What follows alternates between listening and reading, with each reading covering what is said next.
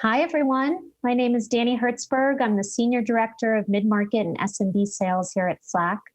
I'm really excited to be here today, talk to you about Slack Connect, and interview one of the world's best sales leaders about how her team uses it too. So high level, here's what we plan to cover during today's session. We'll walk through the specific challenges that sales teams face when connecting with prospects and customers. We'll illustrate what Slack Connect is and how it drives value for sales teams. And we'll hear from the woman leading all of revenue across Americas at Stripe and learn how Stripe's sales team uses Slack Connect with over 70 of their customers. All right, let's get started. So ever since March, the big question on my mind and nearly every sales leader's mind is this: how can we forge the same depth of relationships with our prospects and customers as we used to back when we got to meet them face to face? In the past, we would fly to a customer's headquarters, we'd meet them in person, and we would learn so much about the company just by walking the halls and meeting folks before and after meetings, having that small talk, and perhaps taking them out for a meal. Today, what we want to show you is how Slack Connect can help forge that same level of depth in a new approach to selling your product. So first, let's paint the contrast. In a world without Slack, email is the dominant force in customer communications, followed by virtual meetings. And the thing is, there's some serious shortcomings to both of these. Email is a black box. It can be overly formal. It puts people in siloed threads, and it's hard for new people to catch up and figure out what's going on. And meanwhile, video conferencing provides a virtual replacement, technically speaking, for face-to-face sales. But when they're over, the conversation ends abruptly and everyone disappears back into their day jobs. What's more, customer experience takes a hit because interactions are infrequent and very formal. Some of the most important interactions happen before and after that meeting, and it's almost impossible to recreate that over email or through a video conference. Lastly, email makes it hard to close customer feedback loops and route feedback to the right people.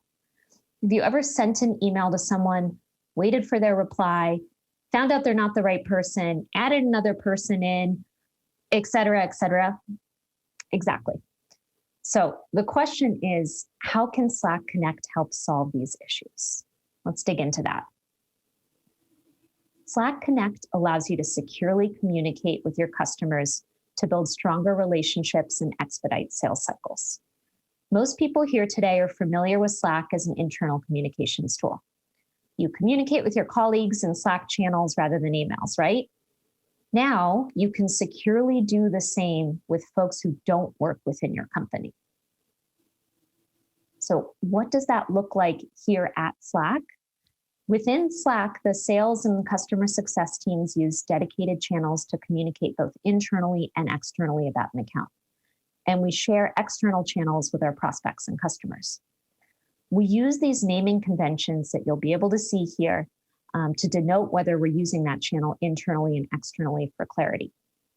Internal-only channels are used by account teams to join forces on an account. They bring together account executives, customer success managers, solutions engineers, leadership, perhaps cross-functional stakeholders, anyone who's involved in driving that sale forward. External channels include the entire group I just mentioned, plus the buyers themselves, the prospects. And we clearly denote the prospect's profile with their company logo in there. And we give ourselves a chance to interact with more speed, more depth, less formality. So how does Slack Connect impact the way we sell here? Well, our sales reps can send over proposals directly to the customer and get a real-time response. What you're seeing here is a real example from one of the sales reps on my team that we anonymized. And so in this example, Zoe sent the proposal to our customer, Matt. He was able to read it over quickly and respond instantly. Not only that, but he shared personal details about his new office in there. And what you're witnessing in this slide is the bond solidifying right in the channel. As a leader, I'm also getting a much better sense of the forecastability of this deal based on the speed of the response time and some of those personal details that Matt's sharing. Here's another example of what rapport looks like once you've truly built some trust. We've had customers send photos of their nurseries in the making, karaoke contests, home renovations, you name it. You get to know one another's human side very quickly and naturally through Slack Connect. Finally, responding quickly to a customer is crucial to maintain that trust you've built. Routing feedback to the right team is easy. There's no more forwarding emails, looping them in, forcing them to try to piece together the conversation. Instead, you take direct customer feedback and you send it along to the product team to review. So these are just a small handful of ways I've seen our sales team use Slack Connect to execute deals faster and build closer relationships with our customers. And now I'm excited to welcome one of Slack's very own customers, Stripe, here to our session to talk about how Slack Connect is used in sales at Stripe. First, a bit of context. Stripe has been one of our earliest adopters of this feature and uses channels throughout the sales cycle. So I'm very excited to talk with Jean DeWitt Grosser, who is head of America's Revenue and Growth at Stripe. Welcome, Jean. Thanks for having me, Danny. Let's kick it off. To kick off, can you tell us a little bit more about Stripe and your role at the company? Sure. So Stripe provides online payments and more broadly economic infrastructure for the internet. Our mission is to increase the GDP of the internet, so really help enable online commerce. My guess is, knowing a decent amount about Slack, that there's a fair amount of overlap between some of your customers and prospective customers and ours, so probably quite a few Stripe users in the audience, actually. At Stripe, I run revenue and growth for the Americas. So that's basically end-to-end customer lifecycle. So we have teams that are doing outbound prospecting, account executives that are working with customers or prospects that haven't yet picked Stripe and partnering with solutions architects, deployment functions, account management. And then these days, we actually have quite a few products beyond payments. And so product specialists that'll also focus on those. And then lastly, while Stripe certainly got its start with startups, these days we sell to all sorts of customers and so have teams that focus on your earliest stage startups all the way through Fortune 1000 companies globally. Great. Thank you. Jean didn't mention this, but she was a very early employee at Stripe and has seen the company grow and mature quite a bit as her org has also grown and matured. So what I'm curious to ask you, Jean, is as a sales leader, what are some of your top priorities today? Yeah, I mean, we are fortunately continuing to scale really rapidly. And so there are a couple of things we're really focused on. The first is on the enterprise side of things. What folks probably don't know as well as you may about Stripe's orientation around developers and startups is actually these days, a huge percentage of our revenue comes from enterprise. And so we spent the last few years really focusing as a sales organization on our approach to acquiring and working with the enterprise market. The second area we're also focused on is, when I started, we really were just selling payments. And now I think Stripe has 7, depending on how you want to count them, different product lines. From Connect for marketplaces to Stripe billing for SaaS companies like Slack. And so we're really working on how do we adjust our go-to-market motion and our sales organization to be multi-product oriented. And then lastly, and I think this will dovetail well with the conversation today, but we're really trying to figure out how to craft what we call the Stripe sales way. We want it to feel fundamentally different to be sold to by Stripe and are figuring out how to make that happen. Let's dig into that part. So how has your team been able to flex and build meaningful relationships with your customers as you create that new approach to selling? Yeah, so one of the things that I think has been kind of unique about Stripe is from the early days, John and Patrick, our co-founders, were known for really being on the front lines with customers. They answered support tickets until I think we had hundreds of employees. They were also known for being our implementers. And so they would literally show up, at some startup's garage and sit down and, write code next to them to get them live on Stripe. So it's been really important to the two of them that we keep a very human element in our sales process. And so one of the things, we've done as we've thought about how do we really bring our products to life is how do we build meaningfully different relationships. And so certainly we can talk about how Slack is enabling that. And then we also think pretty in depth about, we're an API, we're a technology company at the end of the day. So how do you really make the technology shine for engineers at these companies? That's great. Let's double down on the building meaningful relationships part. How did the sales team at Stripe get started with Slack Connect, and how does it play a role in that? So we were a user of, I think they were called shared channels before Slack, sort of the precursor to Slack Connect. Mm-hmm. So it's really been a part of our sales process since I arrived at Stripe. And part of that stems from the fact that our initial audience was really selling to startups and developers. And so there was just a ton of pull from our customers to say, we'd prefer to be in Slack, than over email with you. And over time, we figured out that it really does deepen relationships and shorten sales cycles by utilizing Slack. You just get into a much more real-time communication motion.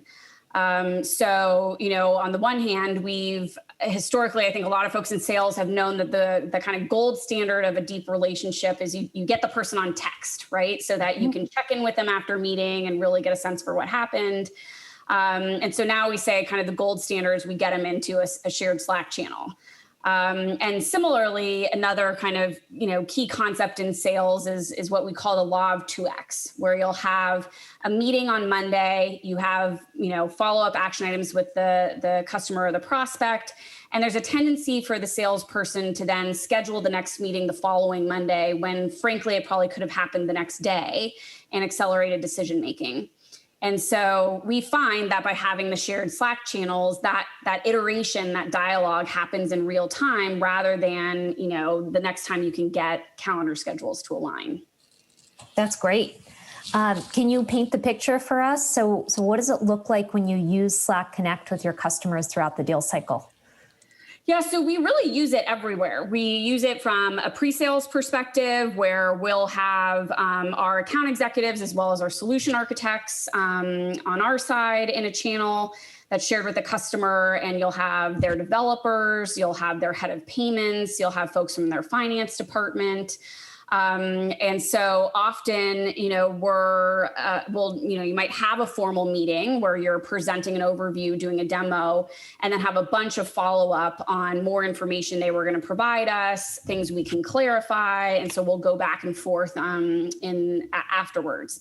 We also really heavily use it during the integration phase. So once you sign a deal and now the company is actually writing code to go live with Stripe, they have a ton of questions. And so this lets them get unblocked immediately versus, again, sort of having to wait to compile everything for a weekly meeting. And then we also use it similar to how you showed in your presentation for existing customers, where we'll sometimes have multiple Slack channels per customer to align different teams. But again, use that for everything from reviewing metrics on a weekly basis to working through integration challenges as folks continue to scale. Super helpful. Thank you. So you're using it across all phases of the sales cycle. I'm curious, just contrast the difference for us.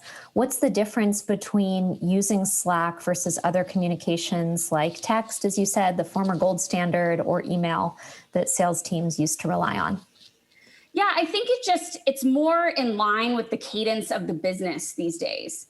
So one of the things that we talk a lot about with our customers is we believe that moving to Stripe helps them be more adaptive, right? To be able to move more quickly. And communications are a big part of moving more quickly as well. So with email, often things are like you mentioned, sort of sitting in an inbox, waiting for the right people to get on thread, not clear exactly who's meant to respond because you've got 20 people on the to line, et cetera. So we feel like it really just lets both sides work in real time. What does it look like to use Slack versus other communication methods? Like you mentioned, text earlier is the past gold standard, or email that sales teams used to rely on. Yeah, so I think the big difference is that it really lets you interact in real time so that people remain unblocked. So for email, as you mentioned, often those messages are going to sit in your inbox. You've got a bunch of people on the two lines, so it's not obvious who's in charge of responding. And here instead, as things come up throughout the day, folks can engage. Perfect. And can you illustrate some specific examples that the Stripe sales team has used to close a deal within Slack? Yeah, probably one of the best examples is actually with one of our largest partners, an e-commerce platform that I think a lot of you probably would be familiar with. So this is our most robust use of Slack by far. I think we have 5 different Slack channels with them. Some of them are very topical for meaty things that come up, and then some are broader. And with them, we actually have a full shared norms doc where we've gone through on both sides to articulate what are, SLAs on both sides, what are things that belong in the Slack channel versus need to go through, say, a formal ticketing process, as an example. And then all the standing topics, and obviously you link out to your running agendas for meetings, et cetera. So that's actually been sort of our internal gold standard for how you set things up. And had a great example actually last week where we're trying to launch a new payment method in Japan with them. And we're working out a couple kinks right before go live that started on email. And after 2 back and forths, we flipped it over into Slack. And, within 5 minutes, we'd actually figured out the issue. I love that example. 5 channels with one customer is pretty impressive and speaks highly of, how in depth you go with your customers. So thank you for that. I'm curious about the post-sale part too. Once you've closed the deal, how do you hand it over to the next phase of implementation across the teams you lead? Yeah. So, often there's some people that were in the pre-sales process that aren't going to carry across into the post-sale. So one of the things we do is once we've closed a deal, we'll do a scoping session for integration. And during that meeting, we pull in our integration engineers and our implementation consultants, and then your developers, your product managers, and other key folks at the customer to figure out how we're going to spend the next weeks and months deploying Stripe. And from there, we then typically initiate with that group a Slack channel where, again, we'll have links to the integration guide that we've built out together, links to the meeting notes, and sort of like I said, we'll often have meetings to review some things in a lot of depth, but then all of the active follow-up happens in channel afterwards, including often sharing code. So keeps us going throughout the course of the week. Thank you for that. Okay, let's end before Q&A on this final question. What are you excited about as Stripe reinvents the selling process? I'm excited about exactly that. So one of the things I always tell my team is, if you wanted to work in sales in the technology sector and you were to have asked, in the 70s and 80s, who is the best at this? People probably would have answered IBM. If you ask that question again in the 90s, folks would have said Oracle. If you ask that question again in the thousands, they would have said Salesforce. And I really don't believe that anybody has become the leader in how to sell in this era that's much more online oriented. Customers are self-educating. And you also have much more of platform-oriented products where it's much more bespoke and specific to the company, ultimately what you buy and how you use things. So we're very excited about trying to figure out how you craft this Stripe sales way to really sell in this much more dynamic and customized environment, and are early on our journey, but I think figuring out a couple good things. I feel that excitement. It's infectious. And I think that's inspiring for everyone listening. The playbook is yet to be built, and we all have a chance to pioneer it. So thank you so much, Jean, for sharing exactly how you guys use Slack Connect and what you're doing to innovate right now. We feel really lucky to have you as a customer and sharing your wisdom about Slack Connect for sales. Thanks for having me.